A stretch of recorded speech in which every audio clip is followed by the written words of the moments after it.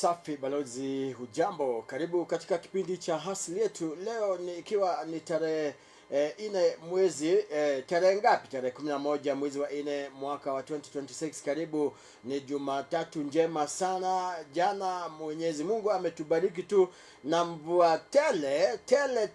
It was very rough, it was stormy, it was turbulent, lakini zote 9-10 ni kwamba ni kipindi, ni msimu wa mvua. So do the expected, keep on warm, warm, beba umbrella, ama hata hapo kwa gari, kama uko na gari beba umbrella ndani ya gari. Watu wa pikipiki muhakikisha kwamba mko na ile umbrella, because ienda wateja wengi wakakuacha kwa sababu una umbrella. Just keep to the laws. Kuna laws za weather kama hii. So ni tarehe nzuri sana.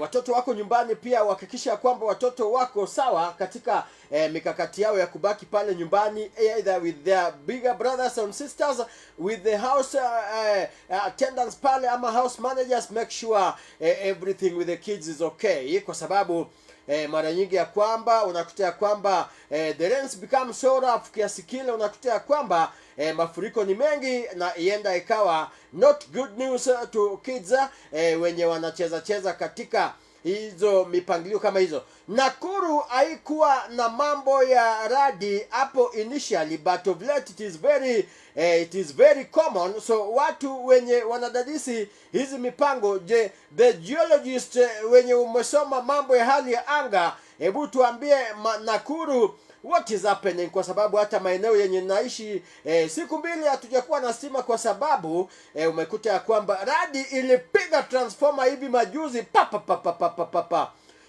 Is it related to hizi mambo ya mvuke hapa Menengai Crater, ama ni vipi? Wenye wanahusika na management ya hii Nakuru City, don't keep quiet. Make sure the residents of Nakuru are aware of what is happening, kwa sababu if we don't speak officially, watu wataanza kukame up na their own theories. Na umejua wananchi wako wazuri sana kwa theories. Nakumbuka story ya Lake Nakuru, eti samaki iko na chembe ya chemicals zingine, lakini watu wanakula samaki ya Lake Nakuru kama vile kuna kucha mchana. Watu wanakula hiyo samaki. Hii imetoka Kisumu, hii ni ya Lake Naivasha. Lake Naivasha kwanza haina tilapia. Hii ni ya Budalangi, hii ni ya Busia, hii ni ya Uganda. Watu wanakula samaki. So if you don't come openly na muambie watu wa Nakuru chenye kinasababisha radi of late Nakuru ni nini. Like last year during the short rains around November, tuseme tu precisely around July August hapo ikiingia October, kulikuwa na radi ingine Nakuru imefuatana papa kama milipuko kama 6. This is very unusual. So wenye wanahusika na mambo ya weather, we don't want to go spiritual in this. Wacha tuachie wasomi kwanza waidadisi, then we shall go spiritual. Wadadisi kama wataki kutuambia ni nini, then spirituality will have to come in. Viongozi wa dini mtatuambia hii. Hatutaki kuenda ile sampuli nyingine. Viongozi wa dini wako na answer to these things. Leo nataka tuguzie masuala ya uhuni, goonism. The politics of goons and goonism katika muktadha wa Kenya. The politics of goons and goonism katika muktadha wa Kenya. Umejua political goons ama goonism usually inamaanisha kwamba ni ile siasa inakuja na mambo ya vita, inakuja na mambo ya intimidation, ama kutotaka wapinzani wako waongee, na mambo ya kulazimisha vitu kwa lazima katika mikakati ya kufanya siasa yako.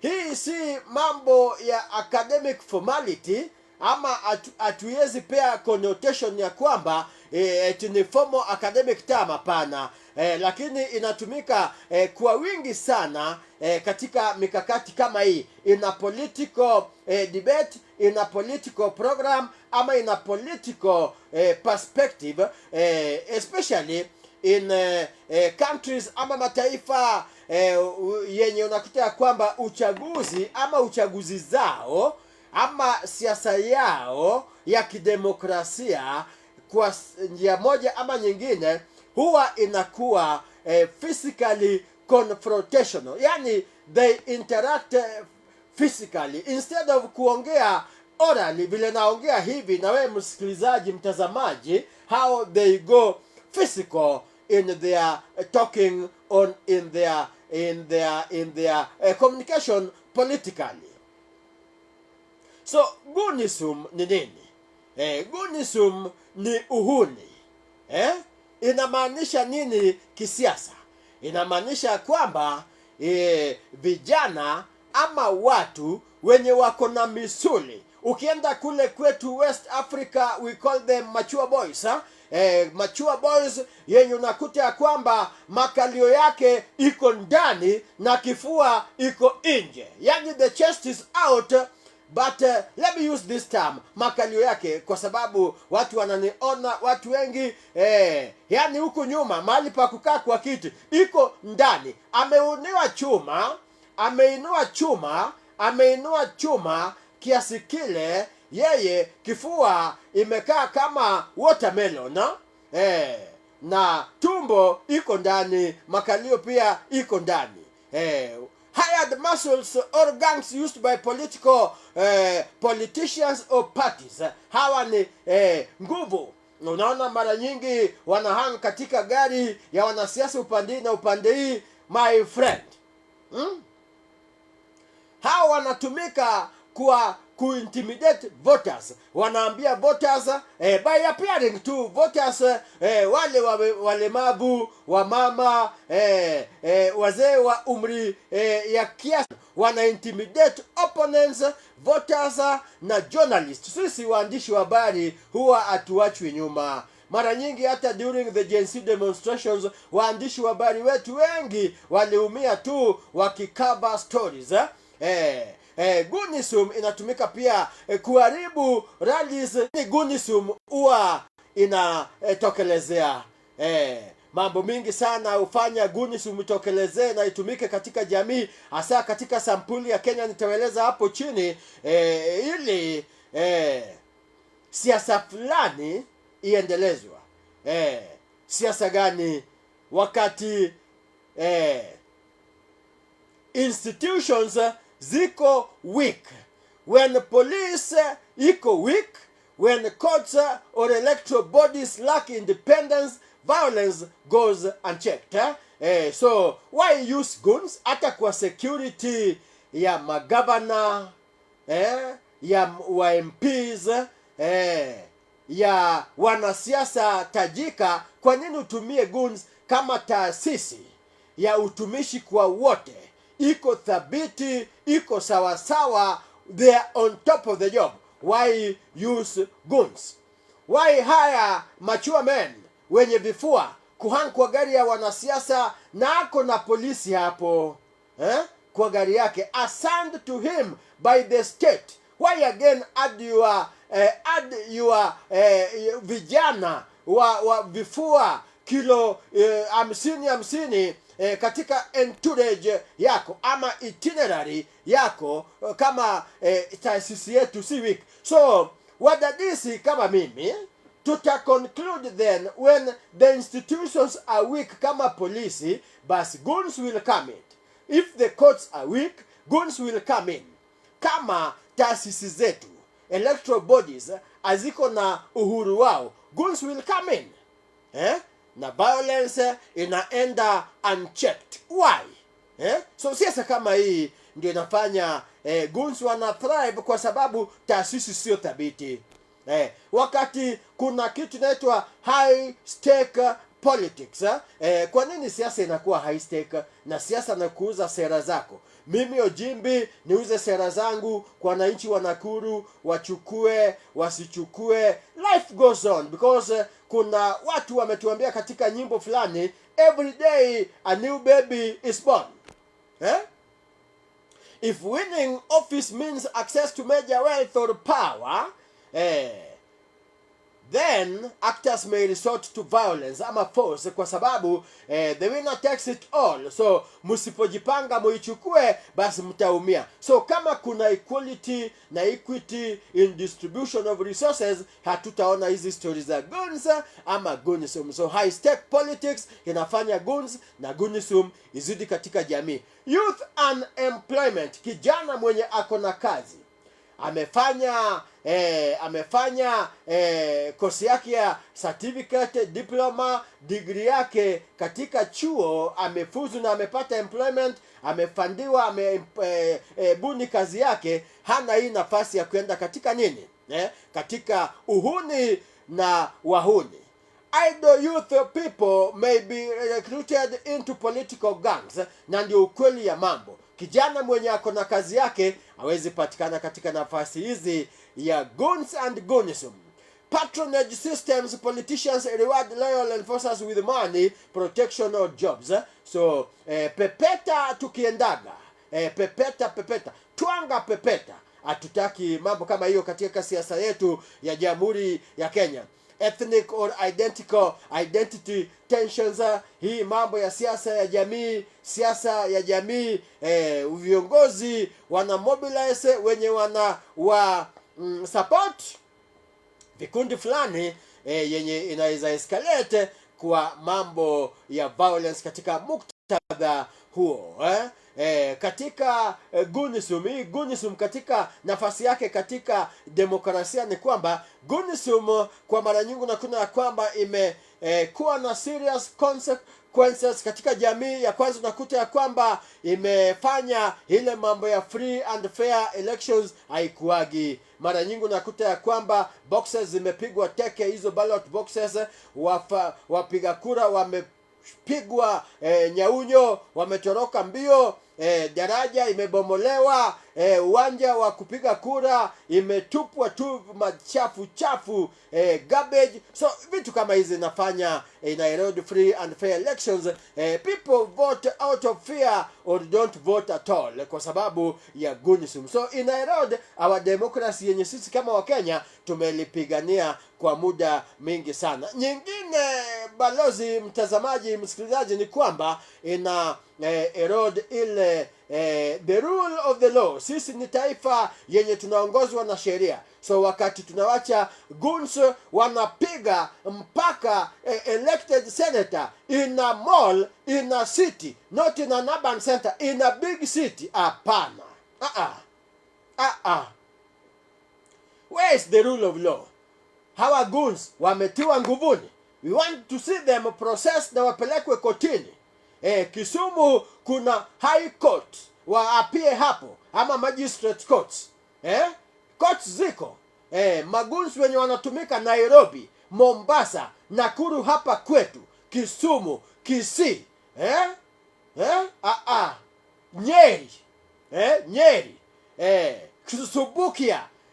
Subukia, mpaka guns wanakuwa na matiagas. How? Tiagas. Gun ametoa tiagas wapi?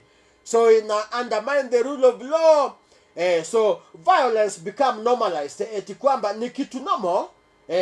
Kama hiyo usosi haitakuwa persecuted, basi guns watasema kumbe ni hivi. Na wanasiasa wengine pia watasema sio sosi ndio yule alichapwa, hakuna kitu ilifanyika. So it becomes normal.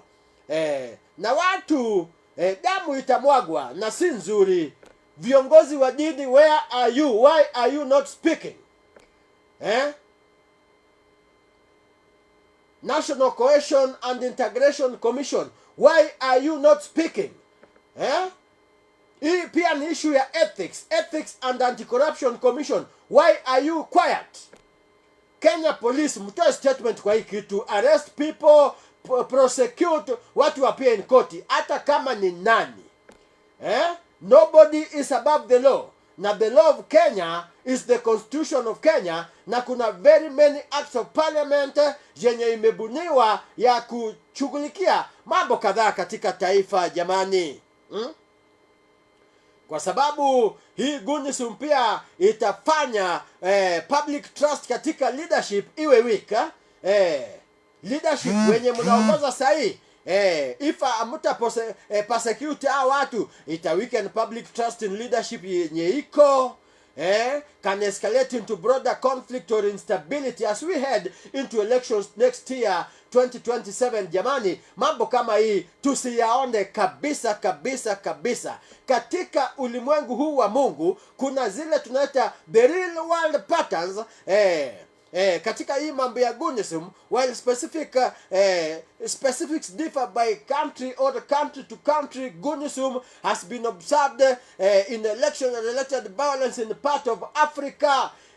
Kule ili uchaguzi fanywe katika taifa nyingi sana nchi ama bara la Afrika, goonism imekuwa employed. South Asia inafanyika, Latin America inafanyika. Latin America for example Haiti, unakumbuka ya kwamba mpaka jeshi letu la polisi wamepelekwa huko kuquell the temperature, wamerudi, pongezi sana, lakini we don't want to see jeshi yetu ya polisi wanaenda mpaka nchi zingine kuleta normalcy hapa kwetu. Goonism imefanyika last week kwa Usosi, haijafanywa arrest, ama mimi niko behind schedule, niko behind schedule, arrest imefanywa, have they appeared in court?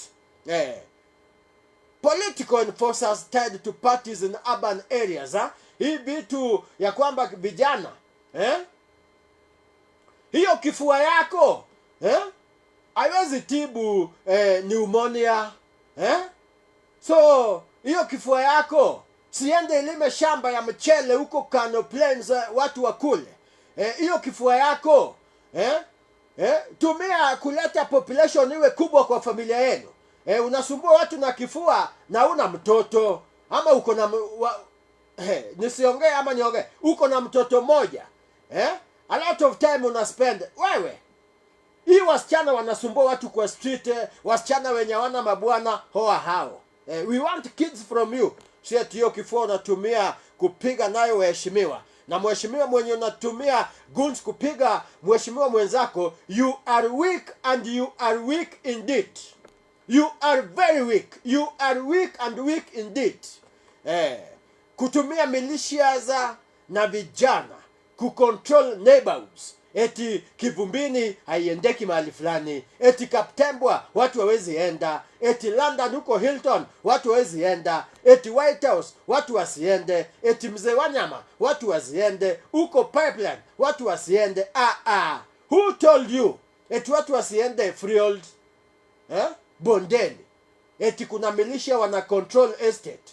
Hapana. Hii ina undermine the rule of law, ina weaken public trust in leadership, inaonyesha kwamba kuna weak institutions. Inamaanisha polisi, basi taasisi ya polisi wako weak. Rais amesema ya kwamba polisi wako na pesa yao na wako independent. Police, are you really independent? Are you really independent? Kwa sababu tukiona highly organized youth groups wenye wako violent, structured gangs working for political elites, hapana. These are questions, hizi ni queries yenye lazima iishe, nijibiwe na ishe. Vijana. The bottom line is that politics of goons inaonyesha ya kwamba ideas and policies haifanyi kazi kwa wenye wanaziuza, so wana resort to mambo ya kutumia nguvu isiyofaa. Tumia sheria. Katika muktadha ya Kenya unakumbuka ya kwamba kuna organized ama semi-organized groups, sana vijana katika kufanya siasa ya wanasiasa fulani. Hawa vijana wanakuwa mobilized na wanasiasa ama local power brokers kama governors, senators, MPs, hata some MCAs kuhakikisha ya kwamba opponents, aspirants na wenye wako kwa vitu tofauti tofauti, ideas zao ama their approach to development haifiki kwa watu. Used to disrupt opponents, intimidate voters and control opponents. Hii lazima iishe. Historically katika Jamhuri ya Kenya unakuta ya kwamba 2007-2008 jambo kama hili ilifanya zaidi ya watu 1000 katika Jamhuri ya Kenya waliaga dunia. Thousands were displaced from their homes, inherited lands yenye walinunua. Thousands of families were displaced. Wakenya waliishi katika internally displaced persons camps. Msaada ilitoka katika mataifa walioendelea, United Nations, na pia jeshi letu la Kenya ndio ilikuja ikaquell temperature mahali kama hapa Nakuru, kwa sababu polisi waliwezwa. So polisi, you are now quiet and these things are starting to build up. No, tutoke huko. Vijana wengi by then hawakuwa wamezaliwa. So wenye nyinyi ni wazee, mnawacha hii vitu ianze kuerupt, ianze kumea tena. Hapana, you are doing a lot of injustice to this nation, kwa sababu 2007-2008 Kenya post election violence ilianza tu na mambo kama hizi.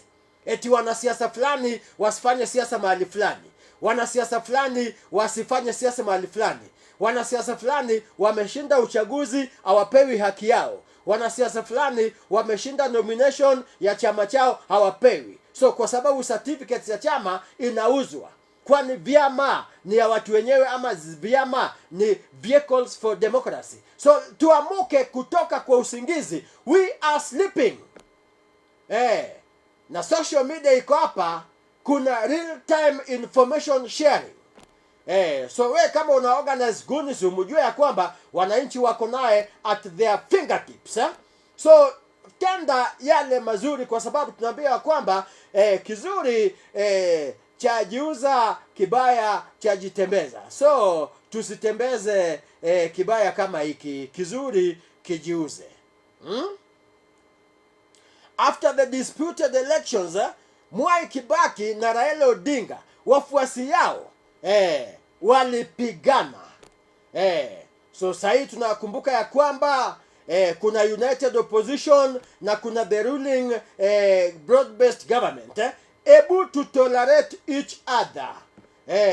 Wenye mko katika mamlaka tolerate wenye wako katika upinzani. Wenye wako katika upinzani uzeni sera, na wenye upinzani mahali wameenda, tuseme tumieni lugha sio chafu. Mtumie lugha, muuze sera, msitukanane. Hii story ya Mochongo ano last week but one tumeona between the presidency na hii mrengo ingine, hii jambo tafadhali iishe. Iishe kabisa. Iishe kabisa. Chepkeno, funga hii mlango. Funga hii mlango nipige siasa hapa. So mambo kama hayo isifanyike, kwa sababu wenye mko katika utawala do your work. Na wenye amuko katika mamlaka, ebu pia tuwe in bottom up. Nasema in simple terms, nasema tuwe tolerant of each other. Let's tolerate each other. Hata kama umedifa na yeye kwa opinion, tolerate yeye, kwa sababu sera ina demokrasia lazima iuzwe. Organized groups and militia carried out ethnic targeted violence. So ethnic targeted violence, mambo ya ethnic profiling, eti kwa sababu Sosi alipigwa huko Kisumu, Wajaluo wote walipiga Waluya. Tuachane na hiyo siasa. Hiyo ni siasa ya utoto. Tuachane na hiyo siasa. Hakuna Mjaluo alipiga Mluya. Goons ndio walipiga Usosi. Na polisi to quell this thing, arrest wenye walipiga Usosi, the goons, let them appear in court, ili wananchi wasiongee vile wanaongea. Hii mambo ya kwamba eti Mkikuyu hawezi fanya siasa Kisumu, Mkikuyu hawezi fanya siasa Eldoret, eti Mkale hawezi fanya siasa Nyandarua, eti Muluya hawezi fanya siasa Kuria, eti watu wa Mombasa hawezi fanya siasa Taita. Hapana, tuachane na siasa kama hiyo. Hizo ni siasa za utoto. Na taasisi yenye mumepewa jukumu ya kuhandle mambo kama hizi, you will be deduced or you will appear weak kama you want to do your work. Sasa tungekuwa Monday kama hii, tuone prosecutions, mtu awekwe ndani miaka 3, zingine hata usipeane fine, weka mtu ndani. Si yeye ako na kifua kubwa, anakuwa hired kupiga watu. Hiyo kifua iende ilime mchele, ivue samaki. Hiyo kifua ilime waru kule Molo. Hiyo kifua ichome welding, watu wapate madirisha na milango. Mambo kama hiyo hapana, not in this century, not in the Republic of Kenya. Hii taifa ni ya kila mtu. Katiba inasema ya kwamba we have dual citizenship. I can live in Kenya ama niende niishi kule Sweden. So nikiwa kwa taifa la Kenya, each and every one of us tuko na ID card moja, kitambulisho moja, and we are equal before the law. So mambo ya kufanya ethnic targeted violence tuachane nazo. Politicians wenye wako accused, ebu think twice. Hatutaki mambo ya 207 tena hapa nchini Kenya. Mpaka international players wanakuja kutusaidia kucheza siasa yetu. Mambo inafika mpaka International Criminal Court. Kina Kofi Annan wanakuja hapa, kina Ocampo wanakuja hapa. Kina Krigla wanakuja hapa. Hapana. Mobilizing youths, mobilizing gangs, thriving your politics on goonism. Hiyo siasa lazima ishe tafadhali. Elections zetu ya 2013, 2017, 2022, rallies tumeona zilikuwa zinavunjwa. Supporters ya watu walikuwa intimidated. Wewe usifanye hii, usikuje hapa. Nimeona hata hivi Linda wananchi wanataka kwenda Kisumu, kuna gang tayari sasa jitokeza, tigunzi wa Kisumu, watu wasiende, kina Babu Owino na kina Sifuna wasiende huko. Hiyo si siasa. Hiyo si ile Kisumu baba aliwacha, na hii si wosia baba aliwacha. Baba hakuacha mambo kama hii, hapana. Baba is barely 1 year after the disputed results saw clashes. Some groups acted like political enforcers in urban areas. Hatutaki mambo kama hii. Urban political gangs hatutaki. Paid wenye muna lipa watu kuattend political rallies, hapana. That means you are unpopular. Inatakana katika political rally watu wanakuja kuwa. Ndio maana Raila alikuwa anatukanwa yeye alipi watu. Mpende mtu mkuje kwa rally yake bila kumlipa. Wacha watu wakuje hizi rally bila tusione party colors mingi. Hapana. Kama mimi you are not popular, heckle political opponents. Kama we si wa chama fulani, mwana chama fulani anaenda mahali fulani kuuza sera zao, usiende huko. Wewe ni wa 2 term. Hapana enda rallies za watu wa 1 term kupiga kelele huko. Wewe ni mtu wa 1 term. Hapana enda mwanachama ni mwana Kenya. Hao ndio watafanya maamuzi dakika ya mwisho. Protest zingine tunaona ya kwamba ni genuine citizens, zingine ni fabricated. So goons wenye wanapora mali, provoking violence, discrediting opponents, ebu toka huko, wachana na hiyo siasa kama hiyo. Kwa nini siasa ya goonism imepasiti katika nchi ya Kenya? Government muaddress mambo ya unemployment, youth mwenye ako busy. Na hii we are not blaming the current government. Hii mambo ya youth unemployment mwenye alipata right ni Rais Kibaki. Uhuru regime hata sasa the current regime ina struggle ku employ vijana. Kibaki alipata kabisa first term yake.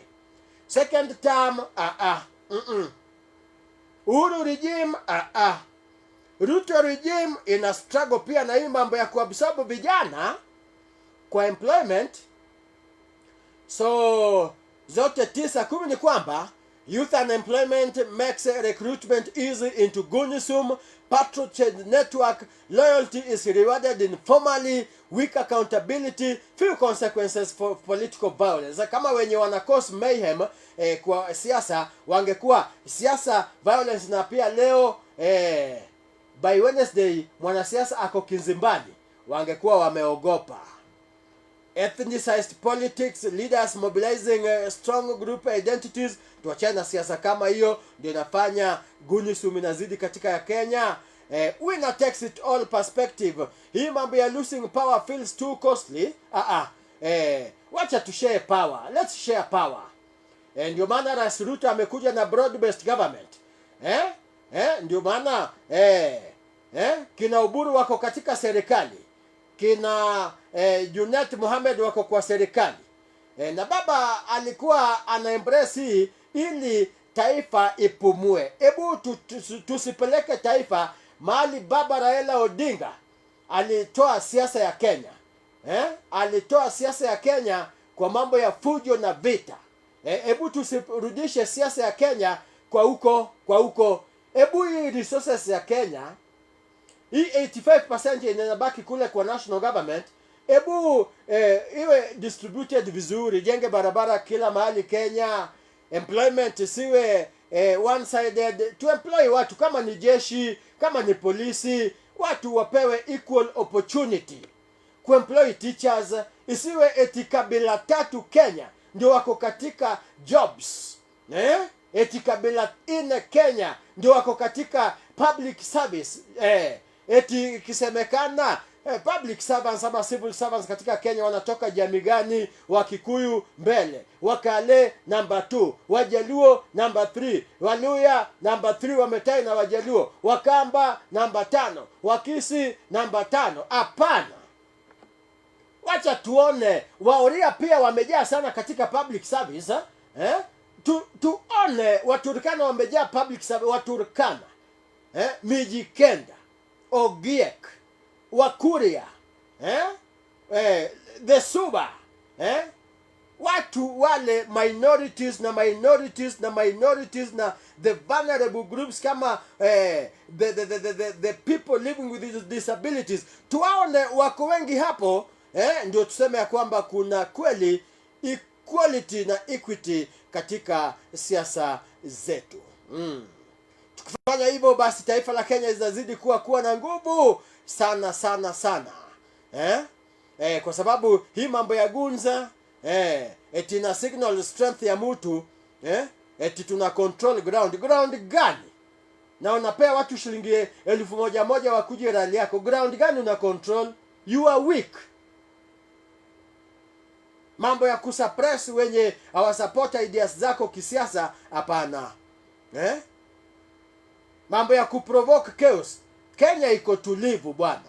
Kenya iko tulivu, tusiende hiyo njia. Hata waandishi wa habari sisi, we know some media houses are being controlled by politicians. Wewe kama uko katika media house yenye inakuwa control na politician, una abuse media ethics. Don't portray media houses zingine ina portray opponents as weak. Hiyo media house should be non-partisan. Na ndipo hata ukileta guest katika studio, kama matamshi yake inaanza kuchochea, you have the power to switch off that microphone, to cancel that debate, to cancel that interview. Si lazima kama inachochea. So let's adhere to the rules of the game. Let's respect the Constitution of Kenya 2010, katiba ya Kenya yenye wa Kenya walished blood ili wazalishe hii katiba. Tuheshimu katiba ya Kenya, tuheshimu sheria za Kenya. Wenye mko katika nafasi ya kuprocess prosecutions na persecutions, make sure you do justice. Sanction sanctions ifanywe kama ni positive process, kama ni negative hakikisha kwamba midomo mrefu imekatwa ya wanasiasa, kata hizo midomo ili taifa la Kenya ikuwe na amani. Ikuwe na nini? Ikuwe na amani. Tumezaa watoto, wacha waone taifa lao inaendeleshwa vizuri. Hakuna matamushi chafu chafu kati ya viongozi. Mchongo wa no ni mambo ya watoto katika wakicheza kule kwa maestate.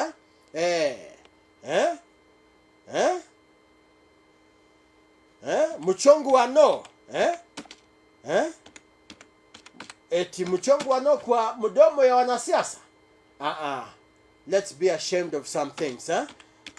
Tucheze siasa yetu, siasa machua, siasa yenye imeenda shule, siasa ya kuvumiliana, siasa ya maendeleo. Kukifanya hivyo, basi we shall be doing justice to the future generations of this Republic of Kenya. Lady Morina, Baba Dugedala, rudi nyumbani. Baba Raila Amolo Odinga wameanza kuharibu ground vile ulikuwa umetengeneza. Wameanza kuharibu tu mambo sana. Baba, come back home ndio mambo iende vizuri. Mambo imeanza tu kuharibika. Guns wamerudi, matamushi chafu chafu inaendelea. Tulikuwa tumetoka huko. Baba tafadhali rudi nyumbani.